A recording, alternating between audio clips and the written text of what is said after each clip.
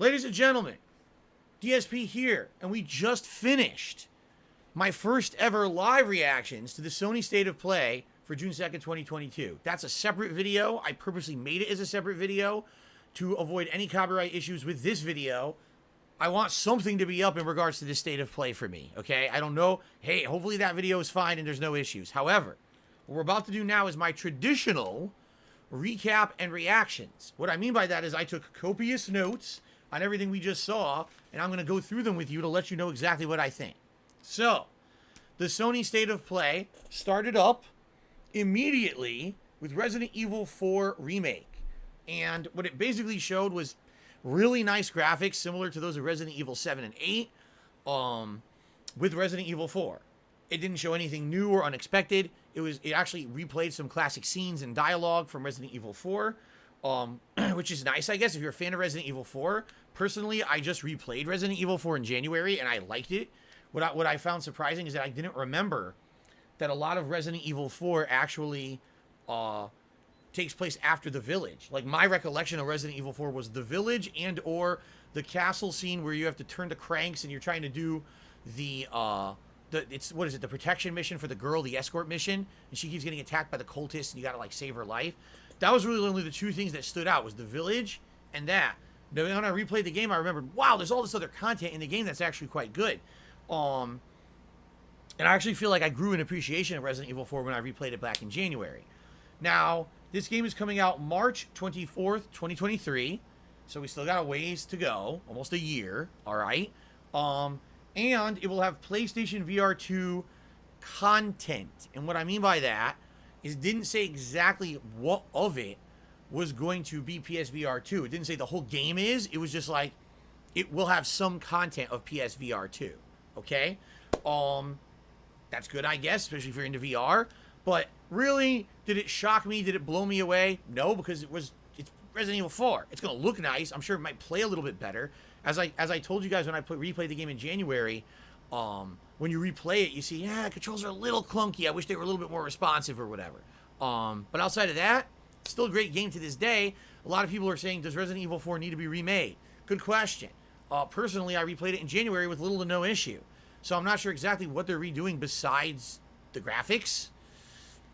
Maybe it's been so long that many people didn't play it and they feel like it's time for a new audience, a new generation to experience it, right? All right. Up next, 4 PlayStation VR 2 games, back to back to back. The first, Resident Evil 8. Doesn't show anything new. It's basically Resident Evil 8 with 2 floating hands instead of a first-person perspective. I played Resident Evil 7 in VR for a few hours. At first, it adds a lot. After a few hours, it completely wears off. It doesn't really feel like a big deal anymore, especially if you've already played the main game. So for me, not really blown away by this. But hey, if you've been waiting to play Resident Evil 8 in VR, it'll be on PSVR 2. Okay? Then they showed The Walking Dead Saints and Sinners Retribution. I had no idea this was a Walking Dead game because the graphics look quite cartoony to me. Although not... Okay, it's not Plants vs. Zombies. You know what I'm saying? But it's not Fortnite. It's a little bit more serious than that. But it ain't gritty. It's not super detailed. It did look a little bit on the cartoonish side to me. First person, obviously, because it's VR. And I kind of had vibes of, like, almost Left 4 Dead watching it. But a little more cartoony than that, I guess. I don't know. I mean, you don't get too much information about the game, but they do say it's coming out this year. And the interesting thing about that is they say it's coming out in 2022. Like, wait a minute. This is a PSVR exclusive game coming out in 2022. You just spoiled that PSVR 2 is coming out in 2022. They did, because as I said, it was PSVR 2. So 100% they spoiled their own PSVR 2, maybe inadvertently and didn't realize it. But there you have it. Okay, then they showed No Man's Sky. And let me tell you, I played No Man's Sky when it was a new game. And I was not impressed. I played it again about a year and a half, 2 years later when they did the big release. They said it was a new game. It was not. It played almost exactly the same as the original with some graphical upgrades and a little bit of additional stuff. Still didn't like it. Haven't played it since. This looks different. The game looks completely different now. You're in space and supposedly there's all these other ships with you. You're on a planet. There's a bunch of other creatures with you. It shows like run and gun style gameplay. Looks like a completely different redesigned game from the ground up. I'm still not interested in it. I still don't care. The original game came out 6 years ago. I don't care how many times they remake the game. I'm not going to play it again. But, again, if you're looking to play it in VR, you may be interested. Okay? Pikachu hat has won the poll for a hat. I'm just going to toss that on quickly. I'm going to look like a jackass, but that's fine. Thank you guys for your support of my streams today. Here we go. What's wrong? It's perfectly fine. Anyway, then they premiered the new Horizon VR game, which there was already strong rumors and some limited information about it on the internet already before this. It's called Horizon Call of the Mountain. And apparently you play as one of the tribes in the game, although it's not clear which tribe you're playing as, but you're not Aloy, you're someone else. And it looks pretty neat, although admittedly, I guarantee you, it's not going to play like Horizon. How can you have Horizon third-person action-based gameplay if you're in first person for VR? You know what I'm saying? It's funny because actually some of the scenes showed scenes that seem to be taken right out of Forbidden West. Like there's the giant, what do they call Thunderjaw? It's the T-Rex, robot T-Rex, fight outside of a camp. Like that's the fight. You can see the skyscraper in the background that's destroyed. You see the T-Rex. The gate should be behind you if this is the story of Horizon Forbidden West. So I'm like, okay, so maybe they're going to take some of the big fights out of Forbidden West and turn it into like a first-person perspective. And they did show some traversal with like climbing up of rocks and stuff. But I don't know. I mean, it's a VR game. I don't know how much full-fledged it can be. Could it really be an open-world VR game? I don't know if I believe that. I guess we'll have to see. But in addition to this being announced that it'll be a VR game of Horizon, they also announced that today, as of right now live, Horizon Forbidden West is getting a big update. It's free for anyone who owns the game. It adds New Game Plus. It adds a new performance mode that apparently makes the game run even better. You can reset your skill trees now to kind of start over. So basically, if you really liked Horizon Forbidden West, you beat it, and there was really no incentive to go back. They're trying to say, hey, New Game Plus is live. There's incentive to go back now. Okay? All right. Up next was Spider-Man Remastered for PC. Essentially, it's Spider-Man. There's a Spider-Man PlayStation. It's not anymore. Now it's Spider-Man, I guess Marvel's Spider-Man for PC. On August 12th, it's the same game, only probably run a lot better, right? On PC. There you go. Then, a game that personally I'm pretty interested in, Stray. Third person, you control a cat. That cat is basically investigating crimes while also doing platforming and puzzles. Looks pretty good. And I was quite interested in it. And it says it's coming out July 19th, which I was like, wow, this is great. It was about a 90 seconds to 2 minute trailer. And then at the very end, it says, oh, that was not real gameplay. Oh. So I guess that's what they're going for, but it wasn't real gameplay. Like, oh, thanks for telling me after that tease of like 90 seconds or 2 minutes, right? And then it said, here's a big announcement I wasn't expecting. I don't think anyone was expecting this. Stray will be free for anyone who has the higher tiered new PlayStation Plus subscriptions on July 19th. For those who don't know, there's 3 new levels. It's going to be base, and then middle, and then elite. So if you're either middle or elite, it's free for you if you have that in July. You don't have to buy the game. Okay? Now here's the thing. PlayStation had been adamant that they were not going to do this. They outright said, we feel that this will hurt our development of games under our studios and under our wing if we have our games coming out on our new system, for our new PlayStation Plus for free. So everyone said, all right, it's not like Game Pass. Immediately in this state of play, oh, here's a free game on it. Like, wait, what? Like, so you went back on your word. I mean, I'm happy about this. Don't get me wrong. I absolutely want to play this game. It looks unique and interesting to me. I love cats, obviously. I have one. But they kind of like pulled a 180 on that one. All right? Does this mean there'll be other games that will also be coming out under, this program for free? Maybe. I mean, it's a good start, right? Okay. Then they started showing footage of what appeared to be a horror game. A guy with a glowing kind of like neon blue collar. And I'm like, oh, it's the Dead Space remake. Nope. It's Callisto Protocol, the game from the people who originally made Dead Space. And essentially they got fired or laid off or whatever. And now they're making their own game. It looks really good. It looks like a bunch of mutated people who are infected by something, turning them into mutated freaks and monsters. It looks very scary and creepy, and I'm excited for this game, and it's coming out December 2nd, to which I got very excited. I was like, yes, a horror game this year. Sounds good to me. We haven't had a great horror game since Resident Evil 8. You know, we've all been waiting. A good horror game coming out. This is exciting, okay? I'm very excited for this. Then they started showing a game that looks like a bunch of cel-shaded roller skating. And it's a person roller skating, completely cel-shaded. And then as they're roller skating, they're shooting guns. It shows them doing wall jumps and people with big shields.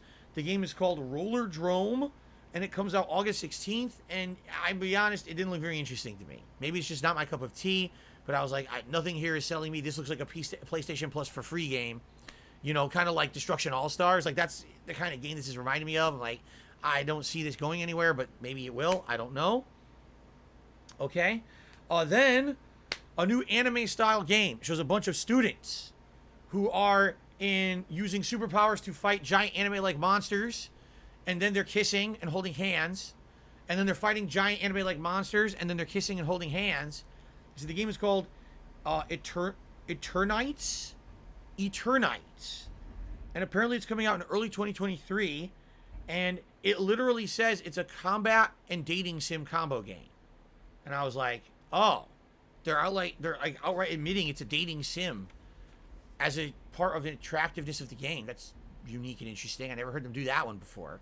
But anyway, there you go. Eternights coming out early 2023. Okay? Up next, this one threw me for a loop because it says Capcom and it says Metro City, and it shows what appears to be a video game representation of Times Square, which is New York City's main hub of commerce and a bunch of advertisements. It's a big touristy thing in New York City. And instead it says Metro City, and it's like Metro Burger, Final Fight Burger and stuff. I'm like, oh, so this is based Final Fight. They're making a new Final Fight game. And they show a character, I thought he was Cody from Final Fight, running around open world in this like Times Square area. But then they show him fighting and platforming. I'm like, oh, it's a new 3D Final Fight game. I'm shocked that they're doing this because they made some Final Fight 3D games in the 2000s that did not do very well. They actually kind of like flopped. And then since then, there hasn't been a new Final Fight game. Actually, wasn't one of them Final Fight Streetwise or something like that? I think that's what one of them was called. So I'm like, oh, so this is shocking. I don't think anyone was expecting this at all. Okay? Then they showed Chun-Li. Then they showed Ryu. Like, wait, what? Then they showed a character that kind of looked like a hybrid.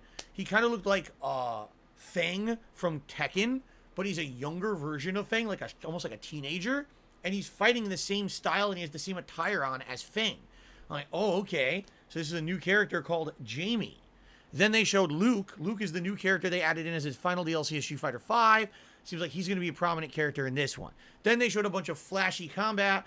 The art style, yes, ladies and gentlemen, it's obviously Street Fighter VI. The art style is different from the last two games. While the last two games had the kind of a hyper-accentuated, exaggerated style, this game looks a lot more realistic in the graphical style, although it still has a little bit of a cartoony twist to it. The bodies look way more realistic and in proportion to real bodies, if that makes sense. Like, take a look at, like, Zangief or the insanely humongous characters of Street Fighter V and how ridiculously cartoony they are. This game doesn't look like it's going to be like that. It looks like more realistic to me. Chun-Li actually looks Chinese. Like, her actual face design looks like she's Chinese for the first time ever in a video game. Some people probably already have issue with that, I bet, but, you know, it definitely looks like a different graphical engine entirely. Like, they're starting from scratch here, trying to make this look differently, okay? The combat, I have no idea because it didn't actually show a real fight. It was all flashy trailer shit. So, you know, giant ink splashes and explosions of color and paint and shit exploding everywhere, but you can't really tell what any of it is. So it was very hard to tell what the actual gameplay will be. Okay, I have no idea.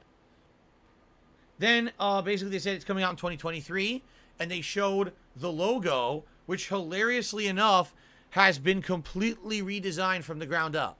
It's not the logo that they showed us a couple months ago for the announcement trailer that everyone made fun of the logo and said, that's the most boring logo we've ever seen. It has no flair, no originality. It looks like you bought it from word art online. It's a different logo. It looks different. The 6 is a different design. The letters are all redesigned. Basically, they went back to the drawing board on this logo and redid it from scratch. Okay? So, there you go. Street Fighter 6 coming out 2023. That's all we know. And there will be new characters combined with the classics. And apparently the game has an open world roaming mode. That's a campaign, which is interesting. One thing that I've always criticized about modern fighters is that NetherRealm does a great job of adding in tons of single player content along with the multiplayer, right? Take a look at NetherRealm having these giant, very complex campaigns that take 5-6 hours to beat. Then you've got a crypt mode in Mortal Kombat, right? Or other optional modes in Injustice. You've got challenges. And basically other fighters, especially Street Fighter, don't do that. Street Fighter V released bare bones with no single player content at all multiplayer at launch. And then later on they added in a campaign and the like. So it looks like this time they're changing that up to actually have actual open world single player content. Great, I guess. All right. Then they announced that Tunic is coming to PlayStation on September 27th. For those who don't know, Tunic is a game that's very similar to like old school Zelda Link to the Past.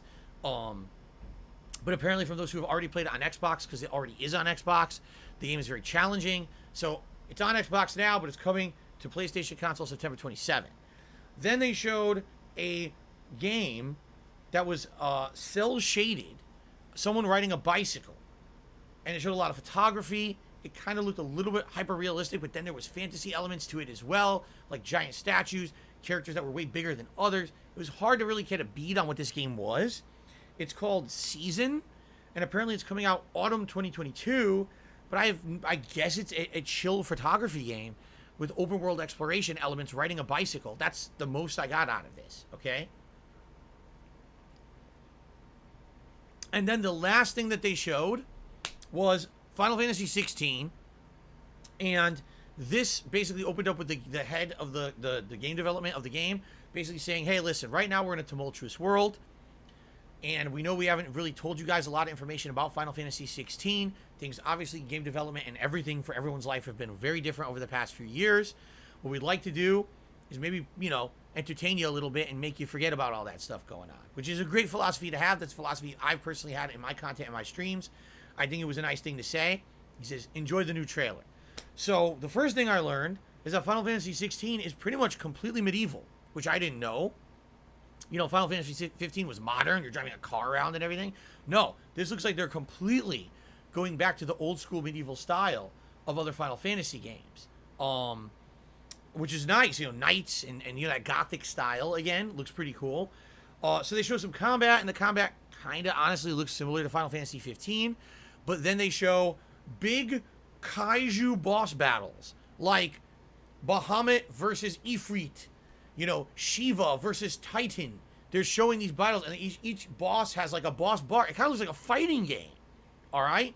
Now, it's not clear how these battles are going to work, but they look unique. Like, I don't think that that's something that's been done before in Final Fantasy. It looks like they're adding a whole new element to the game and the gameplay of the game.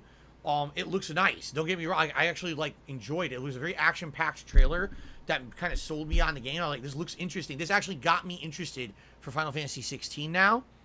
And they said it's coming out summer. Oh my God. This is it. This is what we were waiting for. It's coming out in the summer. I can't believe we never expected that Final Fantasy 16 was coming out so soon. What a bombshell. State of Play has done it.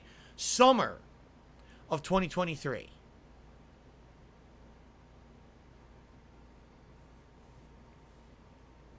Shit. Got all excited for nothing. So yeah, summer 2023, Final Fantasy 16 is coming out. Obviously now, I believe we will now have the beginning of a long line of information about this game over the next several months, probably the rest of the year. And it looks pretty good to me. It excited me. I think the trailer did a really good job. Okay, so State of Play. All right, let's talk. Let's recap. Okay, Resident Evil 4 remake. Nah, it doesn't look anything new. It just looks like a graphical overhaul and maybe some improved controls. But did it blow me away? No. I'm glad it's being remade. I guess if people want to play who haven't played it before, not a big deal. PlayStation VR 2, no release date, but per this information, there are games coming out in 2022 that apparently are for PSVR 2, which means it has to be out this year. So they inadvertently spoiled that. Resident Evil 8 on PSVR 2, I don't care. This new Walking Dead game on PSVR 2 didn't impress, kind of looked like Left 4 Dead. No Man's Sky on PSVR 2, I could not give two shits about. Horizon game on PSVR 2, maybe good, you know, maybe not. Is it a full-fledged Horizon game? I don't know, but at least it's something original. Out of everything else there, that's like the one thing that kind of looks original. I don't know. Spider-Man remastered on PC, great if you're a PC gamer. I don't care.